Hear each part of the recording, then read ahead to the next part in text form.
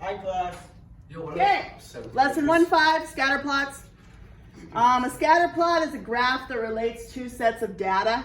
So when you have two sets of data, you have a dependent and an independent variable. Okay, that's how you have to do the scatterplots. So if we look at this graph over this table over here, you've got hours worked, amount earned. So when you are placing your dependent and independent variables, you got to figure out which one is dependent and which one's independent. So does hours worked depend on amount earned? Yes. Or does amount earned depend on how many hours you've worked? Hours depend on how much you earn. So how many hours you work depend on how much you earn? Does that make sense? No. Or does how much you earn depend on how many hours you work? Yes. Yes. That way. So that means that the amount earned is there, and this is hours. Okay? Amount earned, hours. Now, when you are looking at, where to place your numbers. So I look at the range of my numbers. I go from 6, 12, 11, 9, 15, 10. So you look at the range of that. Put a range down at the very bottom. So you're like estimating your hours.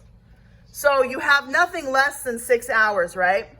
So what I would do is I would do 6, 7, 8, 9, 10, 11, 12, 13, 14, up to 15.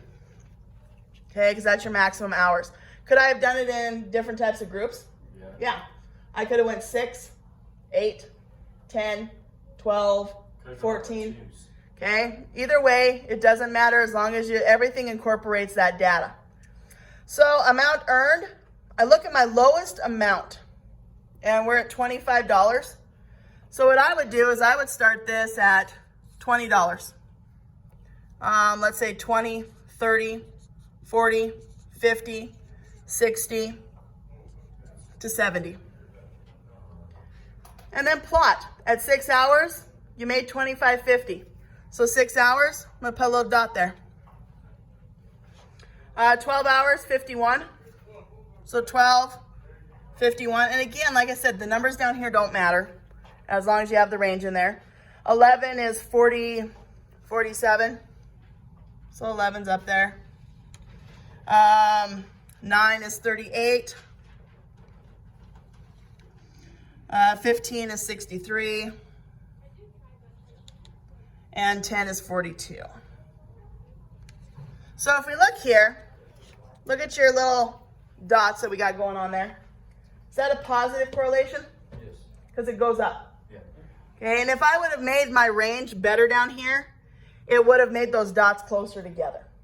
Okay, I just wanted to expand it out there so you guys could see how to put the dots on there. So there's how you plot a scatter plot. Pretty easy. This right here, these are different types of correlation. This is going down. So if I were to draw a trend line through there, my trend line's going down, right? And a trend line is just a line that you put through the data, especially in Algebra 1, that just incorporates all of the data. So there's your trend line. This right here would be a negative correlation. So on the top would be a positive and negative. This is a negative because it's going down. This one's rising. There's your positive. Oh, I see. This one has nothing in common. So it's neutral. So this right here, no correlation. Okay? So, there you go. That is your scatter plots. Okay? That's not too bad.